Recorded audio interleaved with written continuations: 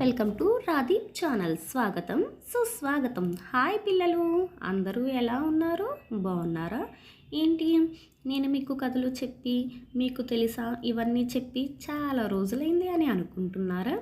అవును పిల్లలు, అందుకే ఈరోజు నేను మీ ముందుకి ఒక చిన్న ప్రశ్న తీసుకువచ్చాను. అదేంటంటే ఆవులు ఎన్ని, కోళ్ళు ఎన్ని? చిన్ను వాళ్ళ తాతయ్యకి ఒక పశువుల కొట్టం ఉండేదన్నమాట. ఆ పశువుల కొట్టంలో కొన్ని రకాల ఆవులు ఉన్నాయి. చూడండి గోమాతలు ఎంత చక్కగా ఉన్నాయో. అలానే కొన్ని రకాల కోళ్ళు కూడా ఉన్నాయి. ఇప్పుడు వాటికి మొత్తం 46 కాళ్ళు ఉన్నాయి. అట్లానే 32 కళ్ళు ఉన్నాయి.